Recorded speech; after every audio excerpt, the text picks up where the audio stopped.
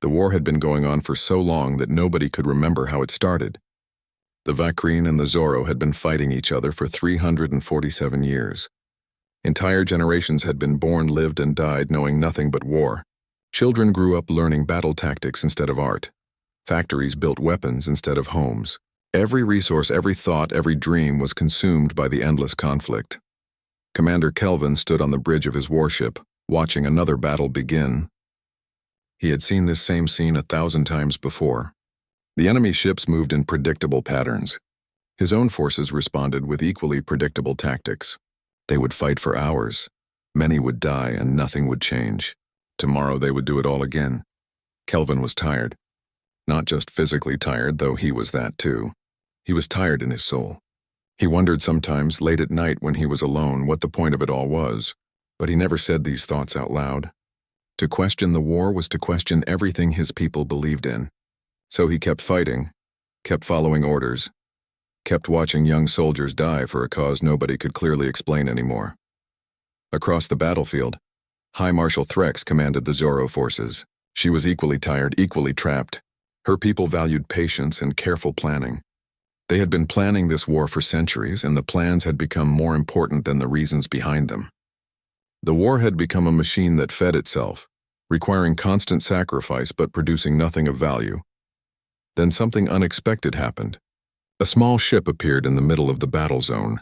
It was tiny compared to the warships surrounding it, barely larger than a shuttle. Both sides detected it immediately and prepared to destroy it as a potential threat. But before anyone could fire, the small ship broadcast a message. The voice was strange, speaking in accented but understandable Vakreen and Zorro languages. "This is Captain Jake Morrison of the United Earth ship Horizon. We are explorers from the planet Earth. We come in peace and wish to make contact with intelligent species. We have noticed your military activities and offer our services as neutral mediators." Kelvin stared at the communication screen in disbelief. Neutral mediators? These aliens had no idea what they were talking about. This war was absolute. There could be no neutrality, no mediation, no peace. The audacity of this Captain Morrison was almost insulting. He opened a channel to the alien vessel. "Unknown ship, you have entered a war zone. This conflict has existed for longer than your species has probably had space travel. Leave immediately or you will be destroyed." The human responded quickly. "Captain, we have been observing your battle patterns for the past 2 hours. If you continue with your current tactics, both sides will lose approximately 37% of your forces with no strategic advantage gained by either side." "That seems wasteful. Would you consider talking instead of fighting?" Kelvin felt a chill run down his spine. This alien ship had analyzed their entire battle strategy in just 2 hours. That should have been impossible. His tactical computers took days to process that much information. On the Zorro flagship, Threx was receiving similar analysis from her officers. "Marshal, the humans have somehow predicted our next 8 tactical moves with perfect accuracy. Their computational abilities are extraordinary." Threx made a decision that surprised even herself. She opened a channel to both the human ship and Kelvin's vessel. "I am High Marshal Threx of the Zorro Dominion. I am willing to meet with these humans and hear what they have to say. If Commander Kelvin agrees, we can meet on neutral ground." Kelvin knew he should refuse. Every regulation, every protocol, every bit of training said this was a terrible idea. But something in the human's simple, honest tone made him curious. "Very well. I agree to meet." 3 days later, they gathered on an abandoned space station that floated between their territories. Captain Jake Morrison was younger than Kelvin expected. He had brown hair cut short and direct brown eyes that looked at everything with genuine interest. With him came Lieutenant Nicole Hayes, who had blonde hair and carried several data tablets, and Dr. Henry Walsh, an older man with gray hair who seemed to study everyone carefully. "Thank you both for coming," Morrison began as they sat at a round table. "I know this is unusual. This is insanity," Kelvin corrected him. "The Vakreen and Zorro cannot make peace. We have always been enemies. Why?" Morrison asked. The question hung in the air like something physical. Kelvin opened his mouth to answer, then realized he did not actually know. "Because we have always been at war," he finally said. "But why did the war start?" Nicole asked, looking at her data tablet. "We have been studying the historical records from both your civilizations. Neither of you seems to have clear documentation of what actually caused the conflict to begin. Threx shifted uncomfortably. The earliest records simply state that we were responding to Vacrine aggression, and our records say we were responding to Zoro aggression, Kelvin added. But neither of us can point to a specific incident that started everything. Henry leaned forward, his voice gentle. We have seen this pattern before on Earth. Long wars where the original cause is forgotten but the hatred continues. The war becomes its own reason for existing. You cannot possibly understand, Threx said coldly. You are from one world, one species. We are fundamentally different beings with incompatible natures. Actually, Nicole said, pulling up more data, that is not quite accurate.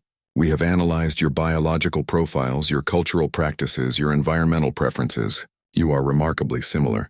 You breathe the same air, eat similar foods, have comparable lifespans, even create art with similar aesthetic principles. You have more in common than you have differences. Morrison stood and walked to a large display screen. May I show you something? He brought up tactical maps of battles from the past 50 years. Look at these patterns. You are not actually trying to win anymore. Both sides have optimized for survival rather than victory. You fight to maintain a balance, not to achieve a goal.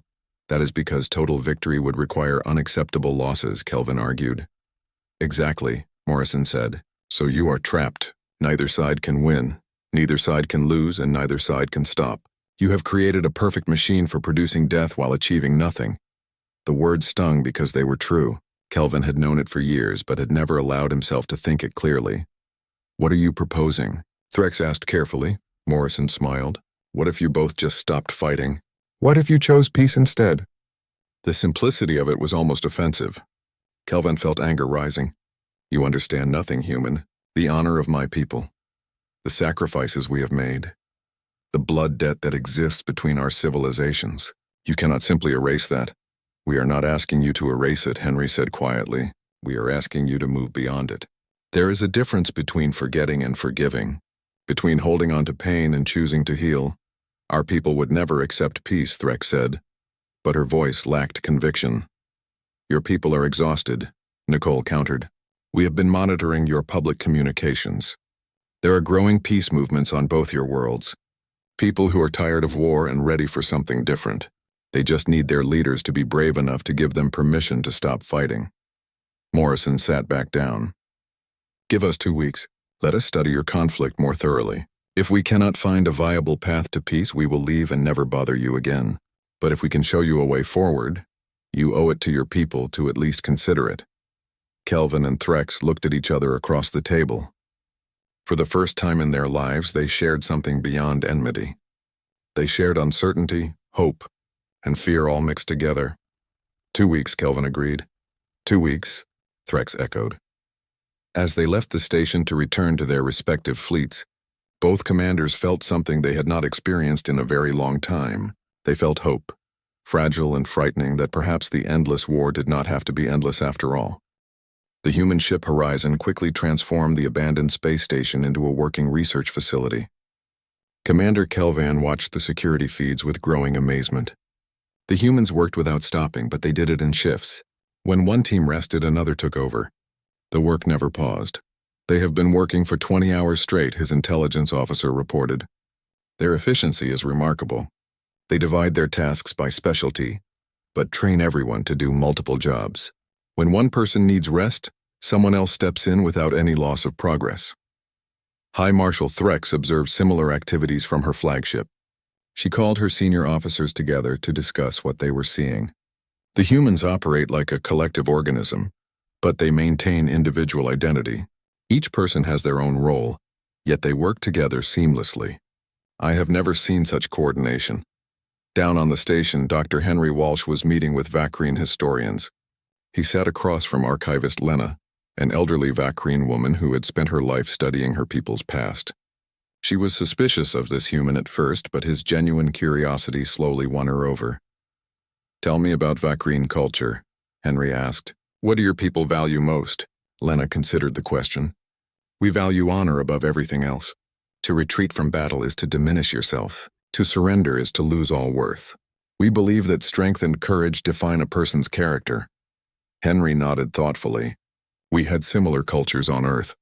The samurai warriors of Japan believed that death in battle was the highest honor. The Vikings thought dying in combat would take them to paradise. The Spartans trained their children from birth to be soldiers. All of these cultures believed that honor required constant warfare. Then you understand why we cannot stop fighting, Lena said. Actually, I understand why all those cultures eventually changed, Henry replied gently. The samurai became artists and administrators. The Vikings became farmers and traders. Even the mighty Spartans learned that honor could exist without endless war. They discovered that it takes more courage to build than to destroy. Lena looked troubled. How did they change? What made them give up their warrior ways? They redefined what honor meant, Henry explained. They realized that protecting your people sometimes means not fighting, that true strength includes knowing when to stop. That courage is not just facing death, but facing life and all its difficult choices. Meanwhile, Lieutenant Nicole Hayes worked with military tacticians from both sides. She sat in a small conference room with senior strategist Morak from the Zorro forces. Holographic displays showed battle formations floating in the air between them. Your people favor long-term planning, Nicole observed.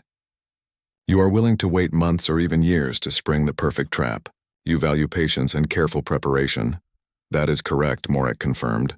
We do not rush into foolish action like the Vakreen do. We think, we plan, we wait for the right moment. Nicole manipulated the holographic display, overlaying Vakreen and Zorro battle patterns on top of each other. But look at this. The Vakreen plan their direct assaults with mathematical precision. You plan your patient ambushes with equal care. Both of you plan so thoroughly that you have become completely predictable to each other. Morak stared at the patterns. His eyes widened as he saw what Nicole was showing him.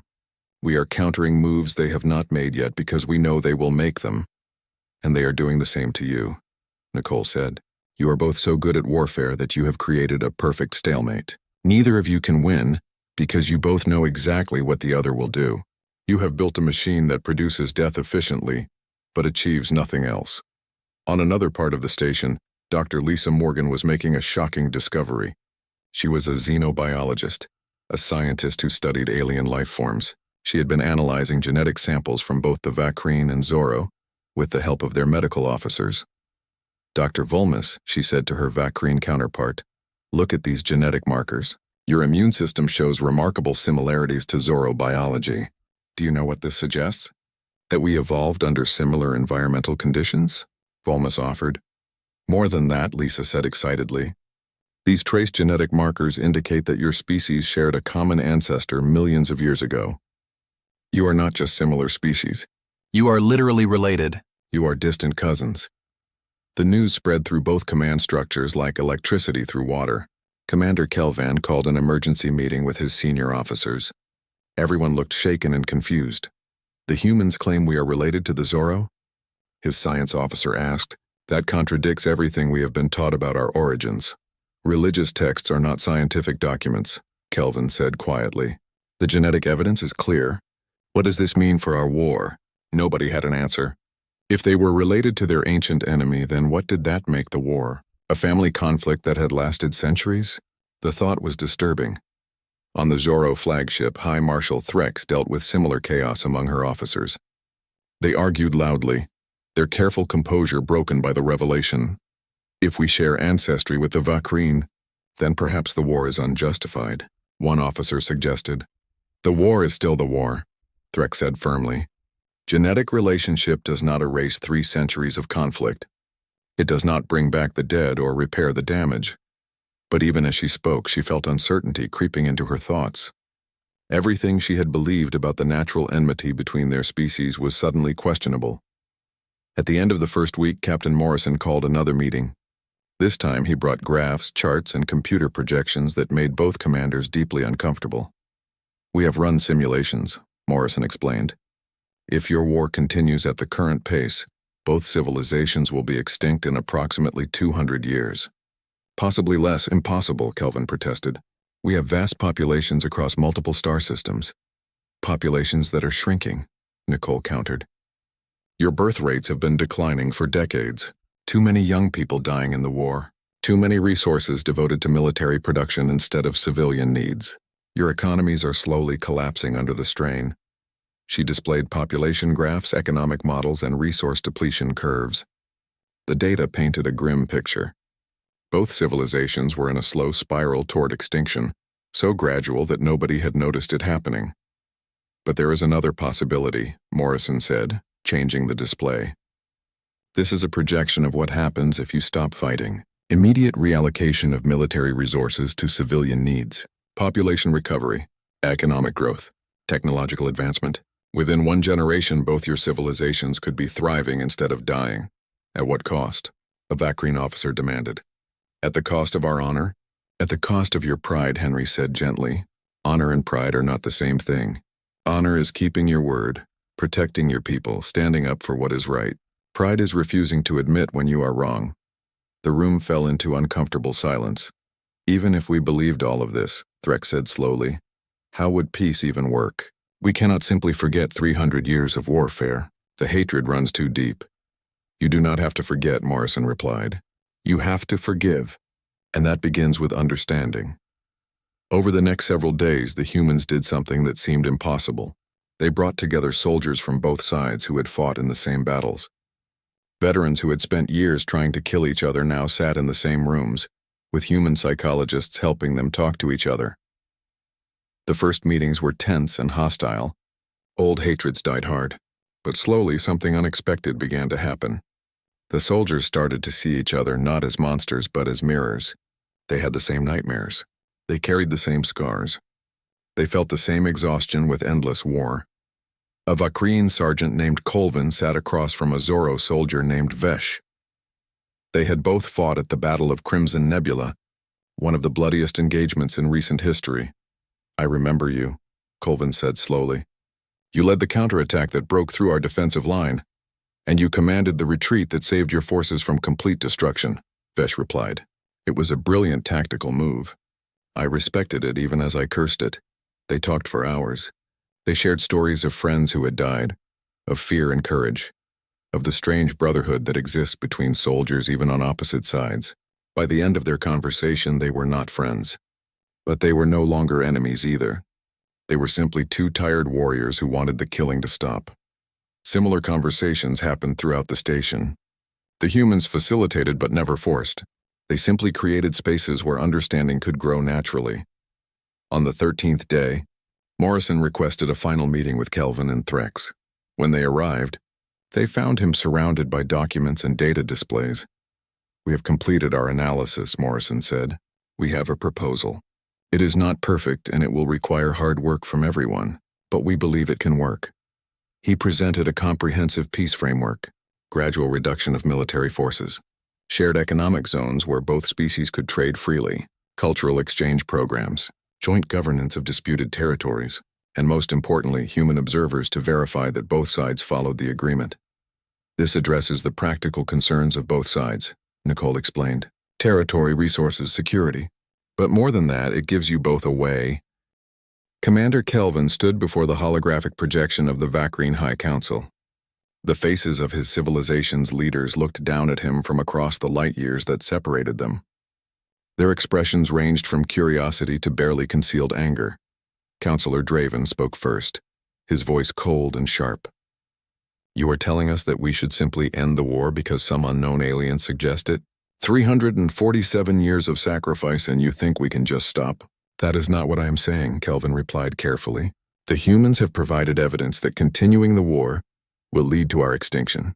They have also provided a framework for peace that protects our interests and our honor. Honor? Draven laughed bitterly. What honor is there in surrendering to the Zoro? We would not be surrendering to the Zoro, Kelvin explained. Both sides would be agreeing to peace. There is a difference. An older council member, Elder Nevra, raised her hand for silence. Tell us about these humans, Commander. What kind of species are they? Kelvin thought carefully about his answer. They are young by galactic standards. They have only had advanced space travel for a short time. But they are intelligent and creative.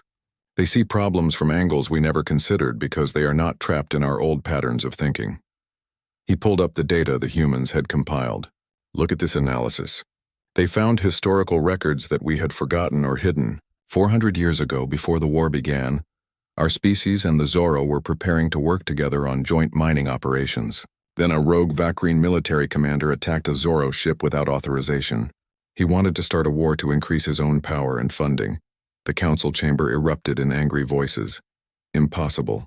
Lies. Propaganda. Kelvan transmitted the documents. Documentation from our own archives, files that were classified and forgotten. The humans found them. Our entire war, 3 centuries of death and suffering, began because one ambitious officer wanted personal glory. Elder Nevra studied the documents in silence. After several long minutes, she spoke. I remember learning of this incident when I was a young scholar. It was classified, deemed dangerous to the war effort.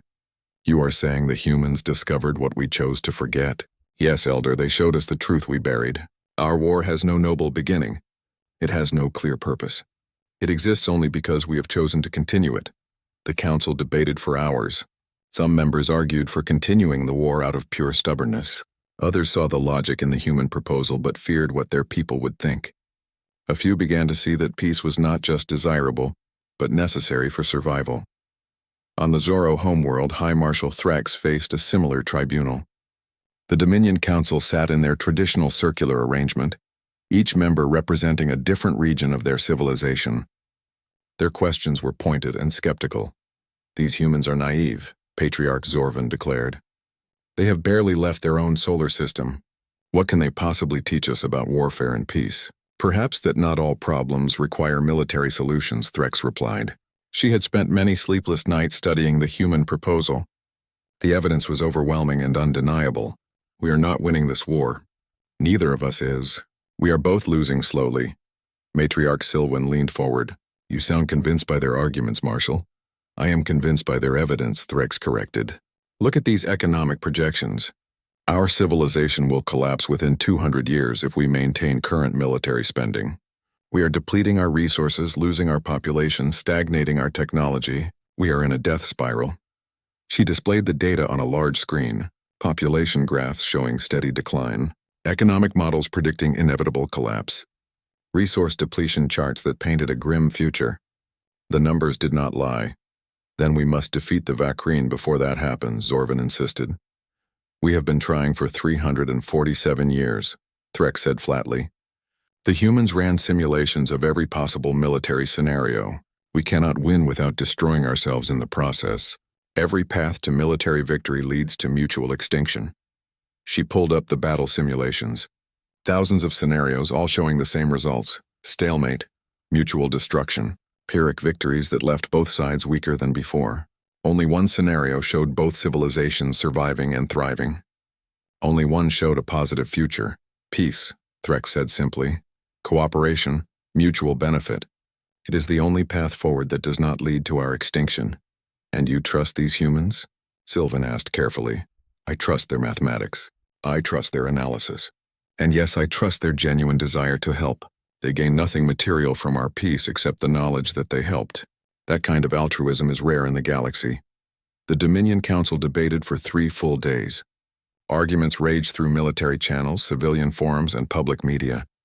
The humans, with permission from both Kelvin and Threx, had released their findings to the general public. Now ordinary citizens on both sides were asking questions their leaders had suppressed for generations. Why are we still fighting? What is the point of this war? How many more must die? Is there another way? On the space station, the human team waited anxiously. Captain Morrison tried to maintain his optimism, but the strain showed on his face. Nicole Hayes could see him checking communications every few minutes, hoping for news. What if they say no? Nicole asked quietly. Then we tried our best, Morrison replied. That is all we can do. We cannot force them to choose peace. We can only show them that peace is possible. Dr. Henry Walsh joined them in the observation lounge. He carried cups of coffee made from their ship's supplies. I have been studying Earth's peace processes throughout history. The successful ones all had something in common. They gave both sides a story they could tell themselves about why peace was the right choice. Have we done that? Morrison asked. I think so, Henry said. We gave the Vakrine a narrative about honor being redefined. We gave the Zoro a story about wisdom and long-term thinking. Both can frame peace as consistent with their core values rather than betraying them. Assuming they choose to accept those narratives, Nicole pointed out. Assuming that, Henry agreed. The 14th day arrived. Both councils had reached their decisions. The messages came within minutes of each other as if coordinated. Kelvin contacted Morrison first. His face appeared on the communication screen, looking tired but determined. The High Council has voted.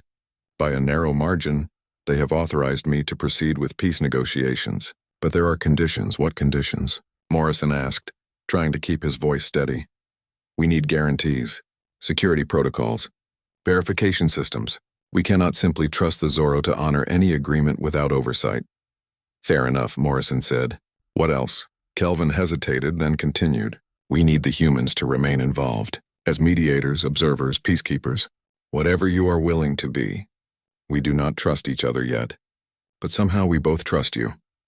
Morrison felt the weight of that trust settle on his shoulders. It was a heavy burden, but he accepted it willingly. We can do that.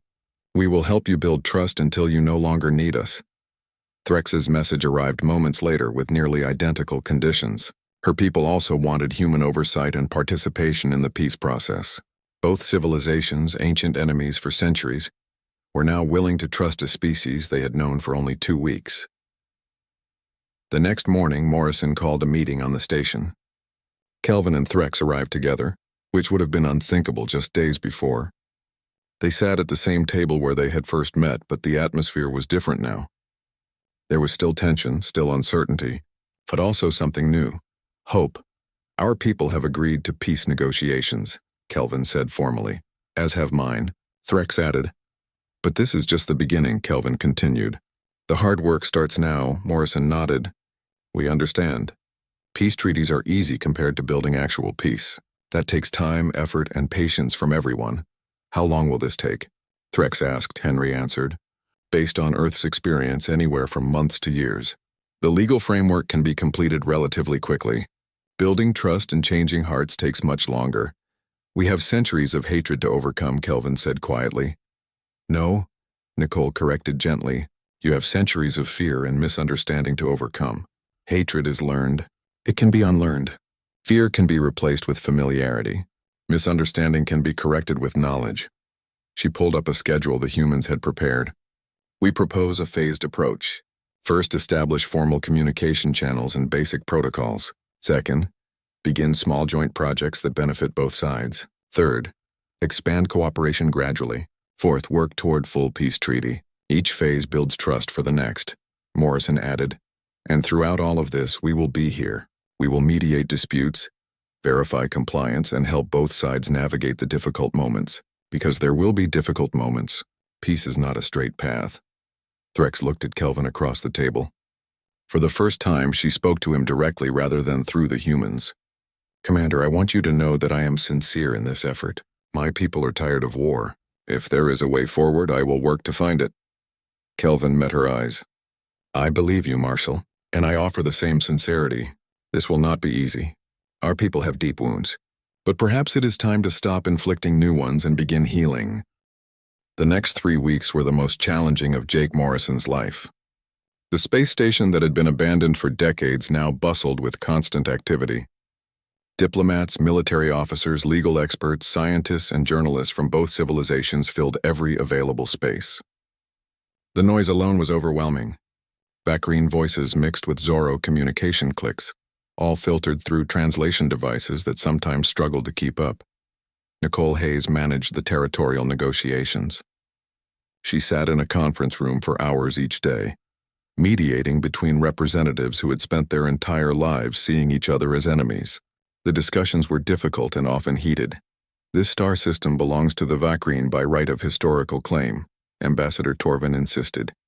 He was a tall Vacrine with military bearing and little patience for compromise.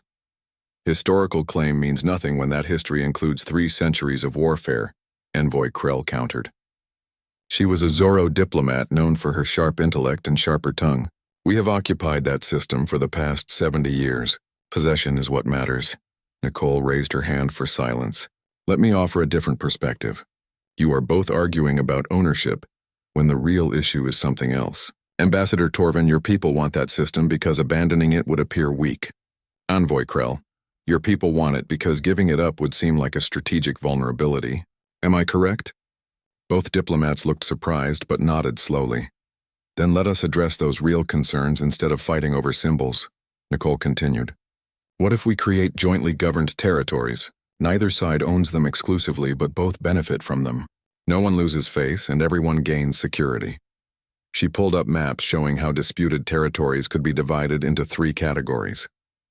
Some would be administered by the Vakreen, some by the Zorro, and some would be jointly governed with human observers ensuring fairness. It was not perfect, but it gave both sides enough of what they needed. Over several days of intense negotiation, the territorial framework took shape. Neither side got everything they wanted, but both got enough to satisfy their core interests. That, Nicole explained, was the essence of successful compromise. Meanwhile, Dr. Henry Walsh worked on the cultural reconciliation efforts. He organized joint research expeditions where Vakreen and Zorro scientists studied their shared history together. The first expedition went to an ancient archaeological site on a neutral world.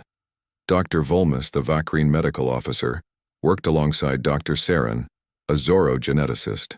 At first, they were formal and distant, speaking only when necessary. But as they examined the genetic evidence of their shared ancestry, something changed. Look at this protein sequence, Volmus said excitedly, forgetting his caution. It appears in both our species with only minor variations. The divergence point must have been approximately 7 million years ago. Saran leaned in to study the data. Fascinating. And see here? The mitochondrial markers suggest the split happened during a period of planetary climate change. Our ancestors adapted to different environments and evolved separately. They spent hours discussing their findings, their initial suspicion melting into genuine scientific curiosity. By the end of the expedition, they were collaborating enthusiastically, writing joint papers on their discoveries. The scientists became the first true believers in peace. They had no political agendas, only fascination with the truth. Their published research spread through both civilizations, sparking public interest in the shared heritage that had been forgotten. Captain Morrison handled the most delicate task of all, convincing both militaries to stand down. He met with generals and admirals who had spent their entire careers preparing for war. Asking them to embrace peace was asking them to question everything they had built their lives around. He sat across from General Korvax, a decorated Vakreen military commander with countless battle honors. The general's office walls were covered with medals and commendations, each representing a victory in the endless war. My soldiers will not understand this, Korvax said heavily. They have trained since childhood to fight the Zorro. What do I tell them now? That everything they believed in was wrong? No, Morrison said firmly. You tell them that they won, not through destruction but through strength. It takes a powerful military to choose peace when they have the option to choose war. Your soldiers are not weak for accepting peace. They are strong enough to carry the burden of it. Korvax looked skeptical. That is just playing with words, is it? Morrison challenged. Think about what you are asking your soldiers to do. Continue fighting a war that has no end, no victory, no purpose except its own perpetuation. Or accept peace, rebuild your civilization, and find new purposes, which actually takes more courage. The general was silent for a long moment. What would we do if not fight? War is all we know. Morrison pulled up documents the humans had prepared. Defense of your people still requires a military. Exploration of unknown space requires trained personnel. Natural disasters need organized response teams. Research into new technologies needs protection. There are 1,000 purposes for a strong military that do not require an eternal enemy. Similar conversations happened throughout both fleets.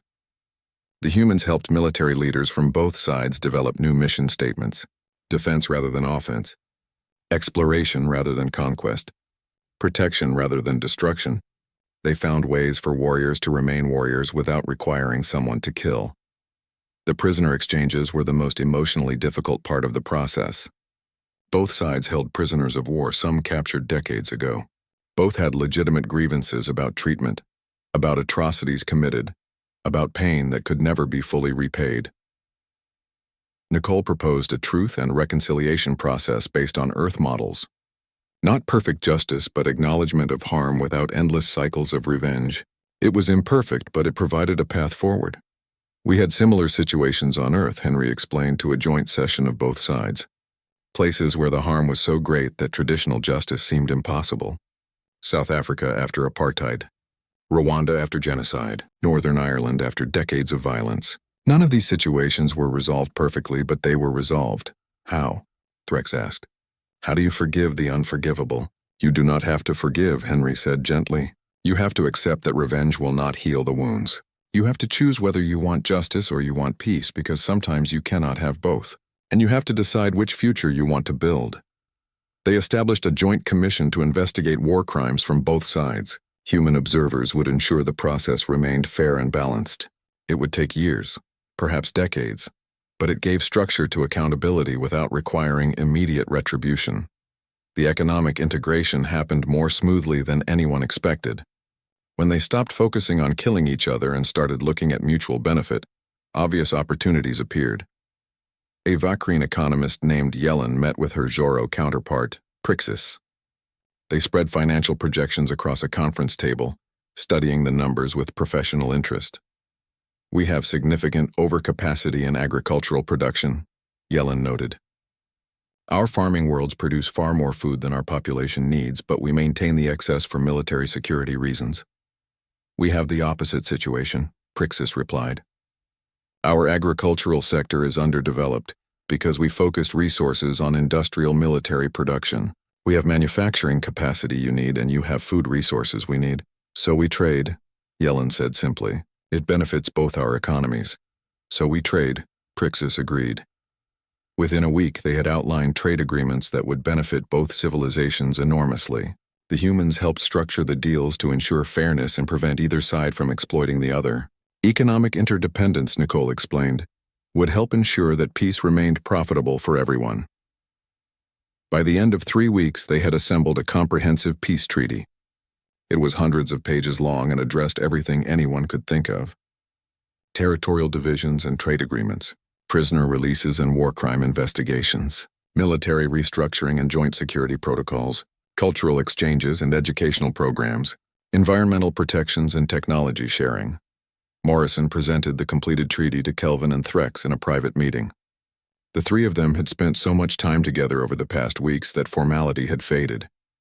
They were not quite friends, but they were partners in this unprecedented endeavor. This is it, Morrison said, placing the massive document on the table. Everything we have worked toward. It is not perfect because nothing involving this many people can be perfect. But it is good. It is viable. It gives both your civilizations a chance to survive and eventually thrive. Kelvin slowly paged through the document. His expression was unreadable. This will end the war. Yes, Morrison confirmed. Our people might not forgive us, Threx added quietly. We are asking them to abandon everything they have believed for centuries. Leadership is not about being popular, Henry said. It is about making hard choices for the right reasons. Your children might not understand what you are doing today, but your grandchildren will thank you. They will grow up in peace. Kelvin and Threx looked at each other. Without words, they shared an understanding that no one else could fully comprehend. They were about 6 months after the treaty signing. Captain Jake Morrison returned to the space station that had become the center of an unprecedented peace. The transformation was remarkable. What had been an abandoned relic floating in space was now a thriving hub of activity, operated jointly by humans, Vacrine, and Zoro personnel. Lieutenant Nicole Hayes met him at the docking bay. She looked tired but satisfied. Welcome back, Captain. A lot has changed since you left. Morrison looked around in wonder. Vacrine and Zoro worked side by side at various stations throughout the facility. Their interactions were still somewhat formal and careful, but they were interactions nonetheless. No hostility, no weapons, no fear. Just people doing jobs together. Give me the summary, Morrison said as they walked toward the main operations center. How is it really going? Better than we feared, worse than we hoped, Nicole replied honestly. There have been incidents. 2 weeks ago, a Vacrine patrol ship fired on what they thought was a Zoro vessel violating the demilitarized zone. Turned out to be a sensor malfunction combined with navigation error. Tensions spiked dramatically for several days. How was it resolved? We mediated immediately. Brought representatives from both sides together before anger could build. Both parties agreed to enhanced communication protocols and better sensor verification systems. The Vacrine ship captain was formally reprimanded but not severely punished. The Zorro accepted that as sufficient accountability. Progress. They entered the conference room where Dr. Henry Walsh was reviewing reports. He looked up and smiled when he saw Morrison. "Welcome back. I was just compiling data on the cultural exchange programs. They are exceeding all expectations." "Tell me," Morrison said, sitting down and accepting a cup of coffee from a dispenser. "We currently have 3,000 Vakreen students studying on Zorro worlds, and about the same number going the other direction," Henry explained. "Initial reports showed significant cultural friction, which we expected. But something interesting is happening. The younger generation seems less invested in the old hatreds. They are curious about each other rather than afraid." He pulled up photos and video clips. Young Vakreen and Zorro students studying together, eating together, even playing sports together. There was awkwardness and occasional tension, but also genuine connection forming. "This generation did not choose the war," Henry continued. "They inherited it. Now we are giving them the chance to inherit peace instead. They seem eager to take it." "What about the economic situation?" Morrison asked. Nicole pulled up financial reports. "Trade between the two civilizations has increased by 300% in 6 months. Both economies are growing for the first time in over a century. It turns out that peace is extremely profitable." She showed him charts and graphs. Agricultural products flowing from Vakreen worlds to Zorro industrial centers. Manufactured goods traveling the opposite direction. Technology exchanges that benefited both sides. Resource sharing that eliminated previous scarcities. The military-industrial complexes on both sides fought this initially, Nicole explained. They had built entire economies around warfare. But even they are coming around as they see new opportunities in peacetime production. Commander Kelvan and High Marshal Threx arrived together for their scheduled meeting. Morrison noticed immediately that their body language had changed. 6 months ago, they had barely tolerated being in the same room. Now they entered side by side, discussing something in low voices, almost comfortable with each other. "Captain Morrison," Kelvin greeted him warmly. "It is good to see you again." "The station is impressive," Threx added. "Your team has done excellent work helping us establish and operate it." They settled into their regular review meeting. Most provisions of the treaty were ahead of schedule. Some had encountered expected difficulties but were being addressed. A few needed revision based on circumstances nobody had anticipated. "There is something we want to discuss," Kelvin said after the formal review concluded. "Something important. Both our governments have been approached by other civilizations," Threx continued. "Word of what happened here has spread throughout this region of space. Other species want what we have now." "What do you mean?" Morrison asked. "The Drayan Collective and the Kellex Union have a border dispute that has been festering for decades," Kelvin explained. "They have formally requested human mediation to help resolve it before it escalates into open warfare. The Morthan Federation asked for human advisors to help restructure their economy, which is collapsing under debt," Threx added. "The Pelin Cooperative wants help negotiating trade agreements with their neighbors." Morrison felt a mixture of pride and concern. "You are saying other civilizations want humans to help them solve problems?" "They are saying humans have a unique perspective," Kelvin confirmed. "You see conflicts and challenges differently because you are new to galactic politics. You are not locked into the same rigid thinking that traps the rest of us." "That is a lot of responsibility," Morrison said carefully. "Which is why we want to offer something in return," Threx said. She activated a holographic display showing a region of space near Earth's solar system. "Both our governments have agreed to help humanity colonize these systems. We have identified 6 worlds suitable for human habitation, advanced terraforming technology, colonization assistance, infrastructure support, all provided freely as thanks for what you have done." Morrison stared at the display. Earth had been searching for viable colony worlds for decades with limited success. This was an incredible gift that would accelerate human expansion by generations. "There must be conditions," he said. "Only one," Kelvin replied. "We hope you will continue to be available when civilizations need help, not as conquerors or rulers, as mediators and advisors. The role you have proven so effective at fulfilling." "We are not perfect at this," Morrison protested.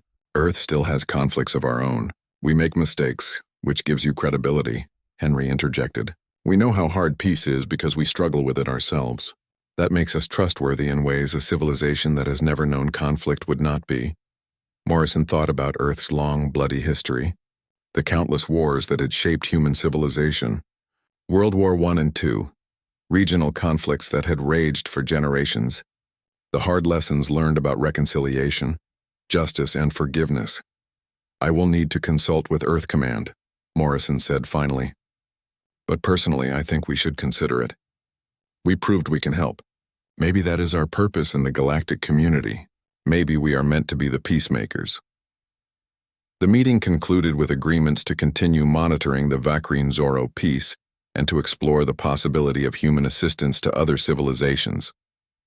As Kelvin and Threx departed, Morrison watched them leave together. They stopped in the corridor to continue their conversation, heads bent together like old colleagues rather than former enemies. "Hard to believe they were trying to kill each other just months ago," Nicole observed. "Hard to believe we ended a 300-year war in less than 6 weeks," Morrison replied. "We did not end it," Henry corrected gently. "We showed them they could end it. They did the actual hard work. They chose peace over pride, cooperation over conquest, hope over hatred. Over the following months, the transformation continued to accelerate. The first joint Vakreen-Zoro colony was established on a world that both sides had fought over for decades. Instead of battlefields, they built cities. Instead of fortifications, they created parks and schools. Scientists from both civilizations collaborated on research projects. Artists shared their work, finding unexpected connections between their cultures. Athletes competed in friendly games rather than deadly combat. Children who would have grown up knowing only war now grew up knowing only peace. The humans maintained their presence as promised. When disputes arose, they mediated. When old fears threatened to return, they provided reassurance. When progress stalled, they offered fresh perspectives. A young human officer named Lieutenant Carl Bradley arrived at the station for his first assignment. He stood in the observation deck watching Vakreen and Zoro ships conducting joint patrol exercises. "It is beautiful," he said to Nicole, who had been promoted to station commander. "It is," Nicole agreed. "And fragile. Peace always is. That is why we are here, to help protect it while it becomes strong enough to stand on its own. How long will that take? Years probably, maybe decades. But eventually they will not need us anymore. They will have built enough trust, enough shared experiences, enough reasons to maintain peace without outside help. And then we go help someone else. Apparently, we have a talent for this." 1 year after the peace treaty, the galactic community formally recognized the end of the Vakreen-Zoro War.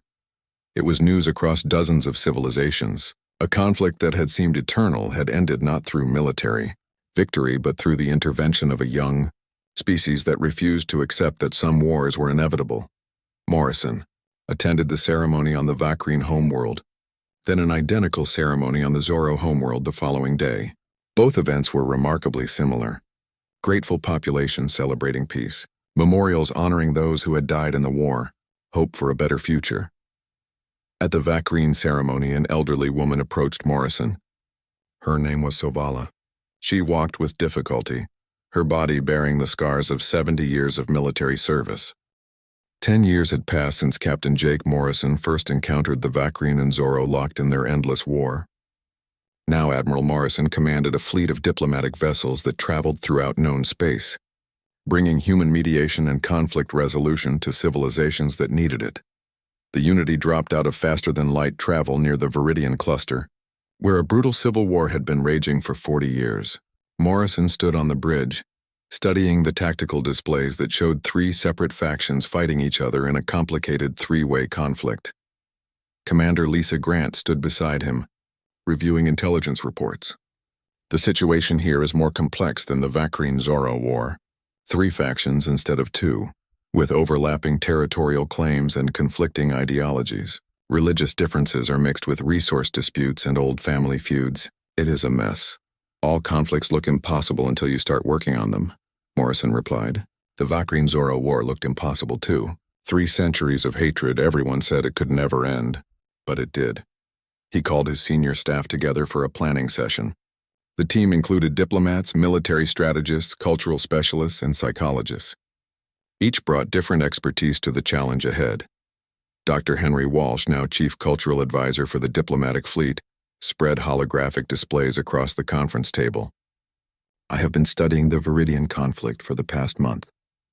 The three factions call themselves the Northern Alliance, the Southern Coalition, and the Eastern Unity. Each believes they are the legitimate government of Viridian Prime. What started the Civil War? Morrison asked. A disputed election 40 years ago, Henry explained. Each side claimed victory. Each accused the others of fraud. Instead of resolving the dispute through legal means, they resorted to violence. Now, 4 decades later, nobody remembers the original election clearly, but the war continues.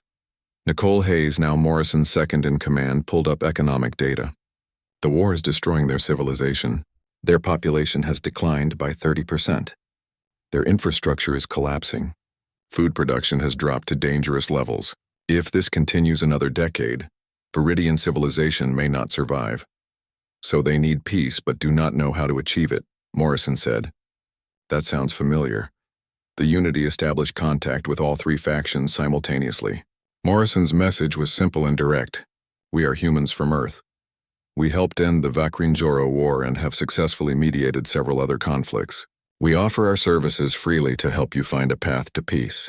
No strings attached, no hidden agenda, just genuine desire to help. The Northern Alliance responded with cautious interest. The Southern Coalition responded with suspicion. The Eastern Unity responded with outright hostility, accusing the humans of being spies for one of the other factions. This is going to take time, Lisa observed. They all do, Morrison replied. Over the following weeks, the human team worked patiently with each faction separately. They listened to grievances, documented atrocities, collected evidence, and built detailed understanding of the conflict. They did not judge or take sides. They simply gathered information. Henry met with religious leaders from all three factions.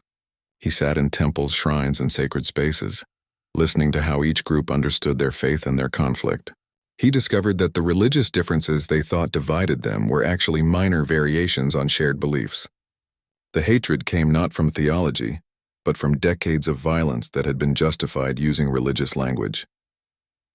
Nicole worked with military commanders from each faction. She analyzed their strategies, their capabilities, their fears. She discovered that all three sides were exhausted. They kept fighting not because they wanted to, but because they did not know how to stop without appearing weak. Admiral Morrison met with the political leaders of each faction. These meetings were difficult. The leaders were proud, stubborn, and convinced that they alone were in the right.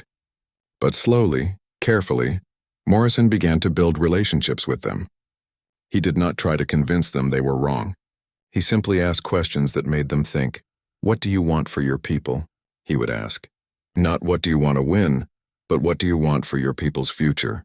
The answers were remarkably similar across all three factions. Peace, prosperity, security, safety for their children. The goals were the same. Only the paths they had chosen were different. After 2 months of preparation, Morrison called for a joint meeting. He invited representatives from all three factions to meet on the Unity, in neutral space under human protection. Getting them to agree was itself a major achievement. The first meeting was tense and hostile.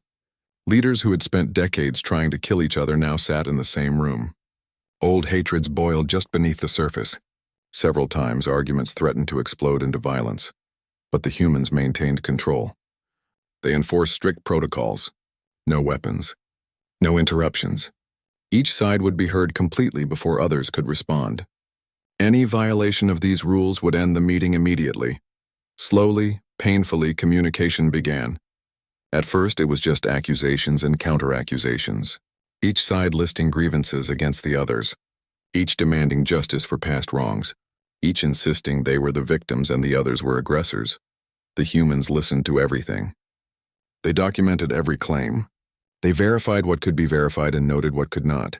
Then they did something unexpected.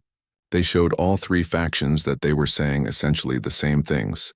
Each believed they were the victims. Each believed they were fighting defensively. Each believed the others had started the violence. You all think you are the victims, Morrison said calmly. And you know what? You are all correct. This war has created only victims. There are no winners here. Only survivors. He pulled up casualty statistics, economic data, and infrastructure damage reports. Look at what this war has cost you. Not what it has cost them, but what it has cost you, your own people, your own children, your own future. The room fell silent as the leaders examined the data. The numbers were devastating. Millions dead, entire cities destroyed, generations lost, resources depleted, hope fading. We did this because they, a Northern Alliance leader began. No, Henry interrupted gently. You did this because 40 years ago people made choices. Those choices led to more choices. Violence led to revenge. Revenge led to more violence. At some point, the original cause stopped mattering. The war became self-sustaining. How do we stop it? A Southern Coalition representative asked quietly. The same way the Vakreen and Zorro stopped theirs, Nicole answered.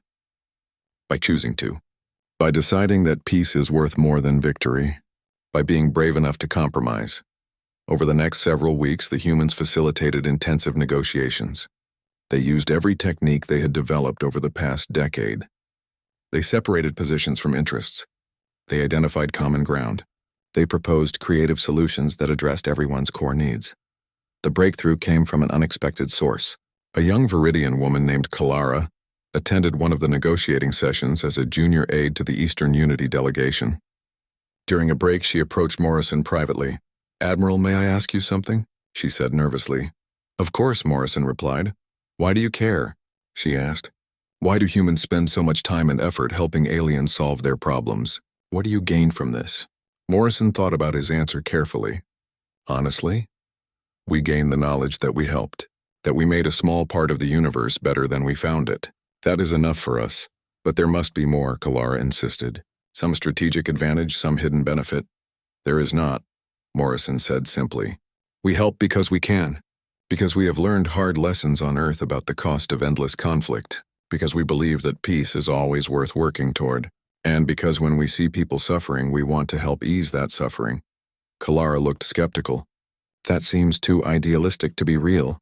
It is idealistic, Morrison agreed. But that does not make it less real. Humans are idealistic.